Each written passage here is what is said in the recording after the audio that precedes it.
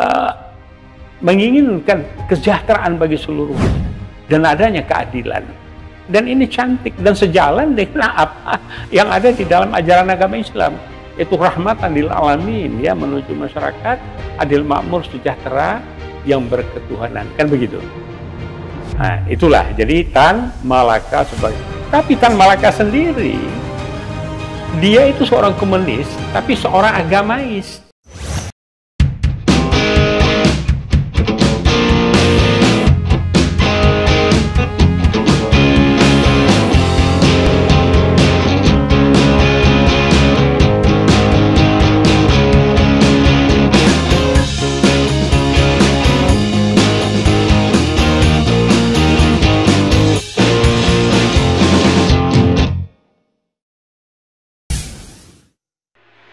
Assalamualaikum warahmatullahi wabarakatuh. Pemirsa TV Masyumi dimanapun berada, dari Sabang sampai Merauke, dan juga sahabat diaspora kita di Eropa, Asia, Amerika, dan Australia, yang tentunya selalu mengikuti diskusi-diskusi menarik dari TV Masyumi. Pemirsa, kita tahu bahwa setiap bulan September Indonesia, rakyat Indonesia tidak akan pernah melupakan bagaimana waktu itu gerakan 30 September.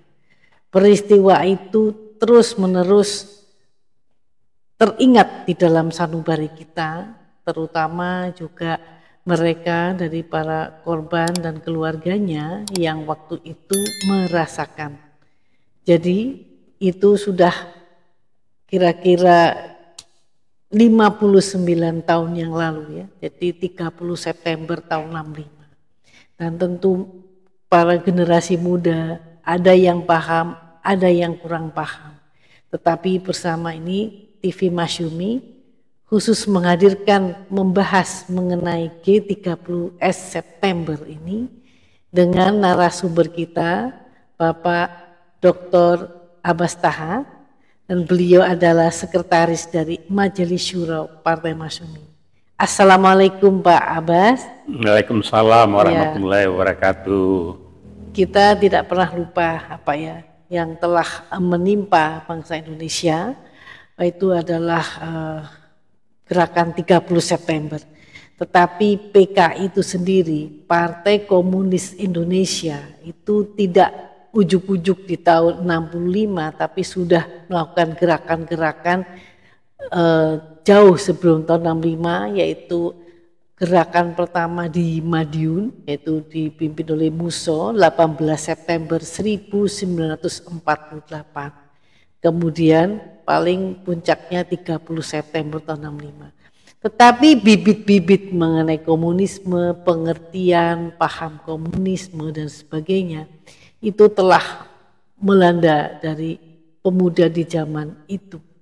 Dan ini mereka karena memang ideologi itu akan terus meresap di dalam pemikiran jiwanya, dan ini melakukan satu gerakan-gerakan yang menimbulkan korban, terutama di para ulama-ulama di Madiun dan terus-menerus juga di daerah Jawa Timur lain yang mereka membantai dan dimasukkan di dalam satu lubang. Dan kita terus bertanya, apakah mereka berhenti ataukah ada PKI tetapi dalam wajah dan gerakan yang baru.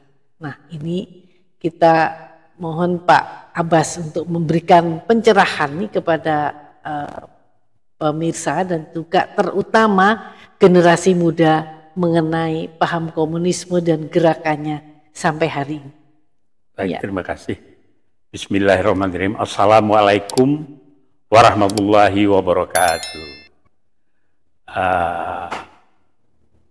Alhamdulillah, Allah bisa memberikan kita kesehatan, keimanan, keislaman, dan dapat berjumpa lagi di TV Masyumi. Dan saya menyapa seluruh keluarga besar Masyumi khususnya, dan masyarakat Indonesia pada umumnya yang berada di Nusantara, walaupun di diaspora Eropa, Timur Tengah, Australia, dan lainnya. Nah, pada kesempatan ini tadi sudah dihantarkan dengan informasi mengenai bagaimana perilaku komunis di Indonesia dalam bentuk partainya dalam mengganggu berjalannya pemerintah Republik Indonesia dalam mengisi kemerdekaannya. Namun di balik itu patut kita tahu dulu, sejak kapankah komunis itu masuk di Indonesia? Dan siapa? Jadi komunis ini masuk ke Indonesia itu dibawa oleh Snevels, Belanda. Itu sekitar 1930, tapi ada yang mencatat tahun 1914. Kemudian tumbuh berkembang, kemudian tahun 1924 itu ya menjadi partai 1920 menjadi partai komunis di Hindia Belanda termasuk di Indonesia. Dan tahun 24 menjadilah Partai Komunis Indonesia. Nah, kemudian itu keberadaannya September. Ya. Nah, kemudian bulan Maret 27 tahun 27 itu komunis itu dilarang ya oleh pemerintah Hindia Belanda dan kemudian oleh pemerintah Negara Kesatuan Republik Indonesia tahun 66 tanggal 12 Maret. Nah, jadi ada April Mop, ada Maret, ada September kelabu. Nah, kemudian kenapa kok ada gitu? Dan siapa tokohnya di Indonesia ini? Jadi komunis itu tokohnya itu sebetulnya ada dua. Pertama adalah Tan Malaka. Tan Malaka ini seorang putra Minang yang cerdas, agamanya taat, dalam.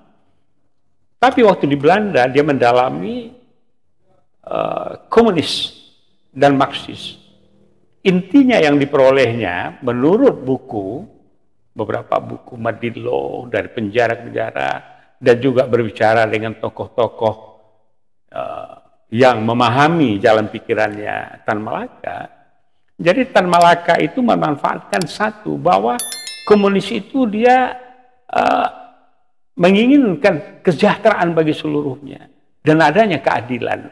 Dan ini cantik dan sejalan dengan apa yang ada di dalam ajaran agama Islam. Itu rahmatan lil alamin ya, menuju masyarakat adil makmur sejahtera yang berketuhanan, kan begitu. Nah, itulah jadi Tan Malaka sebagai. Tapi Tan Malaka sendiri dia itu seorang komunis tapi seorang agamais dan tidak menafikan keberadaan agama dalam kehidupan berbangsa bernegara. Beda dengan Aidit. Ini Aidit dua-dua nih sepertinya sama-sama orang Minang ini ya. Nah, Aidit ini memang biangnya betul dari komunis ini. Pinter ngaji, tapi belakangan dia mengatakan agama itu tidak ada faedahnya katanya. Nah, itu statementnya Aidit. Nah, jadi tahun 26 itu PKI sudah melakukan pemberontakan waktu Hindia Belanda. Pertama itu peristiwa Silungkang itu di Sumatera Barat, ya, kemudian di Jawa Barat, ya.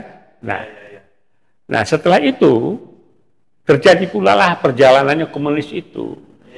Nah, di dalam pemerintahan tersebut, ya, begitu merdeka, kemudian beberapa partai dibentuk, termasuk Masyumi, ya, kemudian Syarikat Islam yang paling awal, yang paling tua, ya. Nah, dalam perjalanannya, komunis ini membuat makar lagi, yaitu tahun 48. Dan Soekarno sebagai presiden tahu persis itu, ya. Nah, itu tahun 48, musuh itu mau membentuk Republik Soviet, ya. Sedangkan Tan Malaka itu ada ditunjuk sebagai semacam apalah ya pimpinan untuk komunis di Asia Tenggara ini. Nah, dalam beberapa hari saja itu ditumpas, tapi pembantaiannya luar biasa.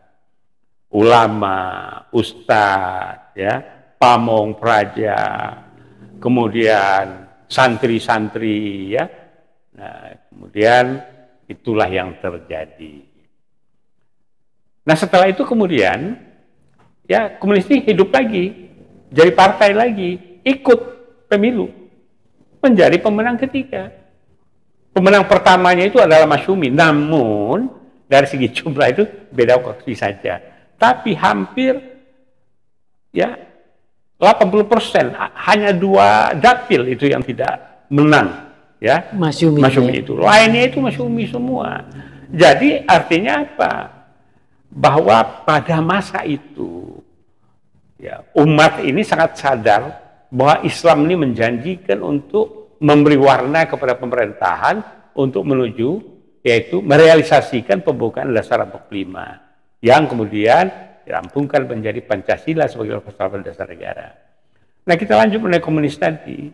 Pada tahun 45 ini peluang ini diberikan ini oleh Bung Karno ini. Karena Bung Karno pun sejak tahun 26 sudah meramu-ramu dalam gagasan pemikirannya perlunya kekuatan Marxis, Islam dan nasionalis. Sedangkan beliau sendiri adalah seorang marhainisme yang tidak ya suka dengan penindasan terhadap sesama. Nah, beliau mencoba. Nah, dalam mencoba ini rupanya keseret ya, menjadilah Nasakom dengan demokrasi terpimpinnya. Kemudian PKI merasa mendapat peluang memanfaatkan momentum itu, kemudian mendesak untuk melakukan pembubaran HMI, pembubaran, dan yang berhasil itu adalah membubarkan Murba, yaitu partai yang dibentuk oleh Tan Malaka karena tidak sependapat dengan gaya dan metode yang dilakukan oleh Muso Aidit dan juga oleh Amir Syarifuddin yang sempat menjadi Perdana Menteri, yang pada era dia itulah menyelenggarakan Renville ya, di mana Indonesia lepaslah begitu. Nah jadi tahun 66 ya malam itu Letkol Untung sebagai ya perwira di Cakrabirawa ya, kemudian dengan instruksi daripada Kolonel Latif ya melakukan ya tahun 65 maksudnya Pak? Ya tahun 65 ya tahun 65 itu melakukan kegiatan makar, yaitu menjemput ya, mengambil, membawa, membantai 6 jenderal dan 1 perwira di Lubang Buaya dan juga di Jogja. Nah, dasarnya apa? Adanya Dewan Revolusi ya. Nah, Dewan Jenderal ya. Nah, Dewan Jenderal ini akan melakukan coup. Nah, itu dalih mereka. Nah, kemudian pada malam itu kemudian salah satu bagian daripada kesatuan itu merebutlah RRI. Nah, ya. Nah, mulailah berkoar-koar di sana sehingga masyarakat bingung semua. Namun pada saat itu ya, nah ternyata TNI bergerak. Kemudian setelah itu oleh Pak Harto ya mengambil alih pimpinan dan Pak Nasution yang lolos daripada penculikan dan pembunuhan itu berkumpul di Kostrad.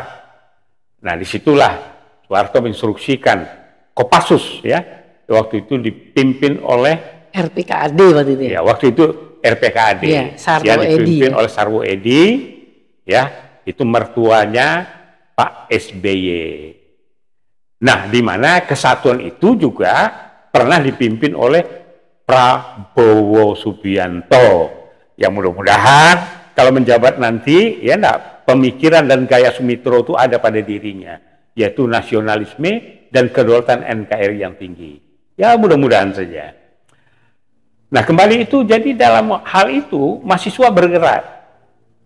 Maka lahirlah kami. Kami KAPI ya. Kemudian pelajar pemuda juga KAPI P2 yang dipimpin oleh Husni Tamrin. Nah, saya di kami ikut, di KAPI lebih aktif. Nah, saya waktu itu menempati posisi berkumpul di SMA 7, ada aulanya. Nah, Jakarta.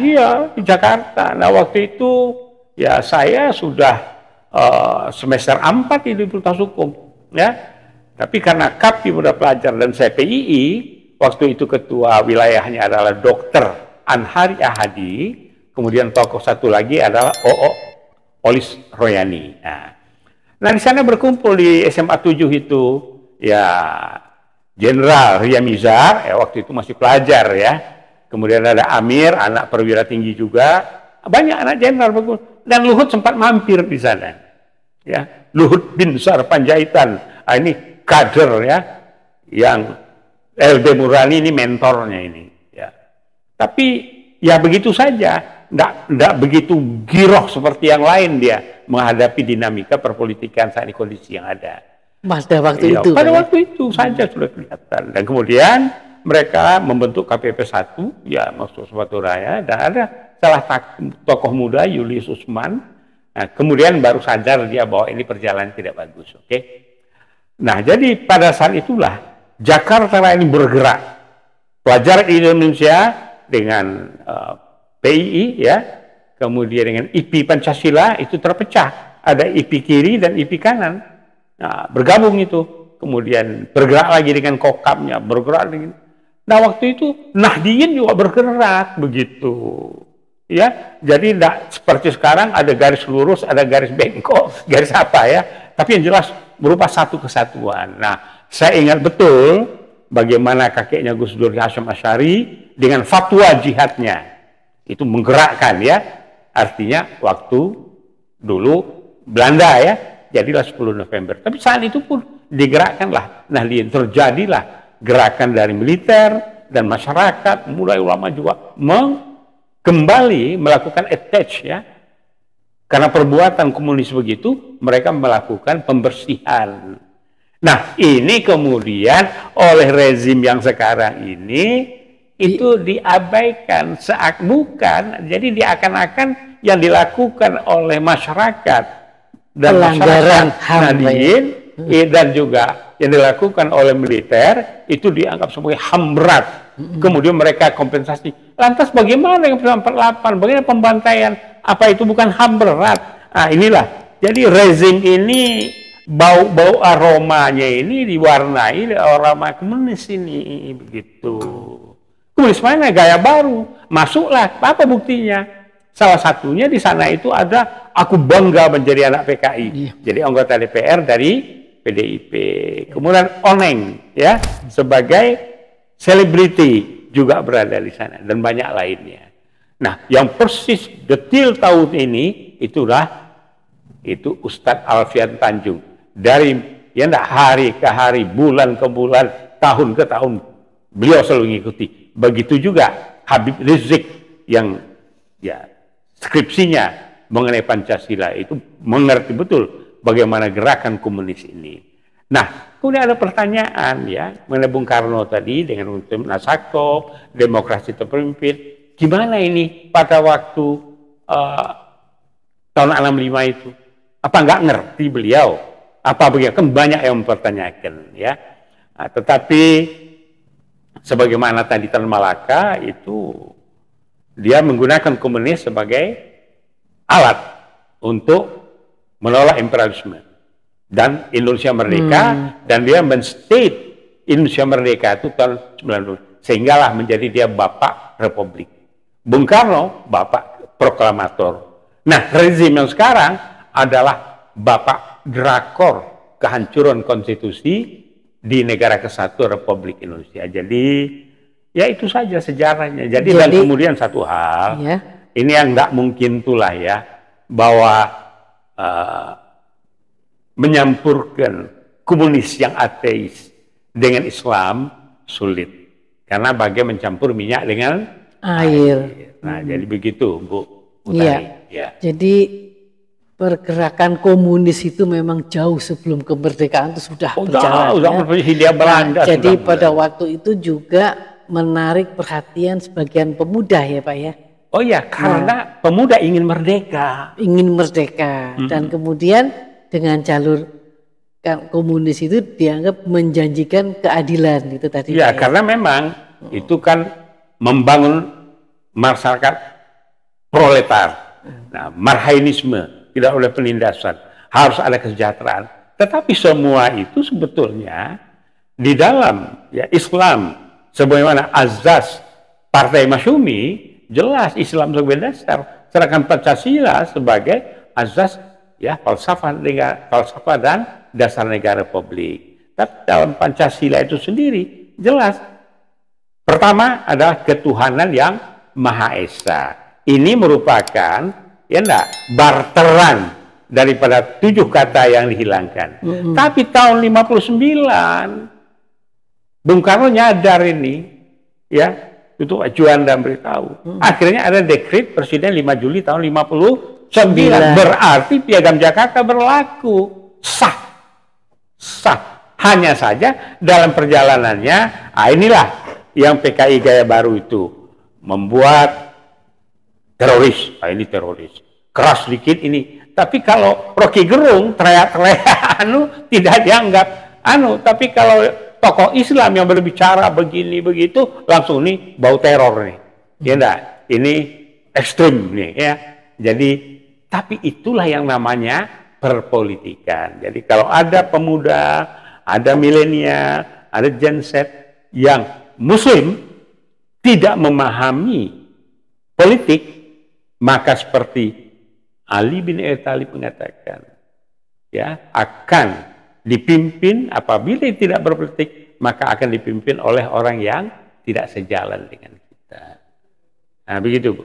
Jadi artinya ini di dalam sejarah bangsa Indonesia, ya, sebelum kemerdekaan kita sudah mengalami pemberontakan PKI, kemudian setelah kemerdekaan ada lagi, dan sekarang ini setelah reformasi ini muncul lagi ini Pak ya, dan sekarang ini dianggap atau diduga ada bangkit lagi dengan gaya baru. Jadi tentunya ini harus diwaspadai oleh generasi muda, ya, mereka harus melek itu semua sejarah itu ya Pak. Iya, jadi begini Bu. Pertama kita harus, ya, pesan Bung Karno, jas merah. Jangan melupakan sejarah. Iya. Dan itu ajaran Islam. Iya. Masalah pendidikan, mencerdaskan bangsa. Islam mewajibkan orang belajar. Iya. Maka si pembelajar walaupun dia orang kaya, dia itu sabilillah. Begitu fikihnya. Nah, kata ahlinya ini. Jadi langsung closingnya bagaimana nih Pak, supaya anak-anak muda nih memahami betul ya, dan menjaga jangan sampai kita terjerumus lagi di dalam komunis gaya baru yang akan lebih berat nih bagi perjalanan bangsa. Jadi pesan kepada generasi muda adalah banyaklah membaca, pelajari sejarah itu dengan pikiran jernih, dengan hati yang jernih. Yaitu apa? Pendekatan dengan yang namanya melalui adab dan moral. Ya, dengan adab dan moral kita akan bisa memahami sesuatu. Nah, Islam mengajarkan itu. Sehingga apa yang baik dan tidak baik, apa benar dan tidak benar, jelas. Nah, apa dasarnya benar dan tidak benar? Yaitu falsafah negara dan dasar negara Pancasila. Sila pertama adalah ketuhanan yang Maha Esa. Itu saja. Ya, jadi berpolitiklah. Kalau tidak seperti sekarang, maka pendidikan turun. Di dunia turun sekali Indonesia ini. Ini akibat John Makarim ini. Saya panggil John Makarim. Ya salah dia bikin merdeka pendidikan. Kalau di Amerika bisa. Kalau di strata sosialnya udah mungkin. Iya. Sekali lagi closingnya adalah pemuda berpolitiklah. Karena politik itu di dalam Islam itu dianjurkan. Nah itu. Ya, terima kasih sekali lagi Pak Abbas Taha atas pencerahannya. Jadi kita menjelang peringatan G30 PKI, generasi muda kita harus makin banyak belajar, banyak membaca, dan tentu kita tetap harus meningkatkan akidah kita, moral kita, etika kita, supaya kita bisa melalui atau menghantarkan bangsa ini menjadi lebih baik nanti. Dan pada tahun 2045, 100 tahun kemerdekaan, kita sudah benar-benar Indonesia berkah, Indonesia emas, Indonesia emas. Semoga ya. Jadi terima kasih kembali kepada pemirsa atas semua perhatiannya. Nanti kita ketemu lagi dalam diskusi-diskusi yang lebih menarik. Wabillahi taufiq wal hidayah. Wassalamualaikum warahmatullahi wabarakatuh. Waalaikumsalam warahmatullahi wabarakatuh.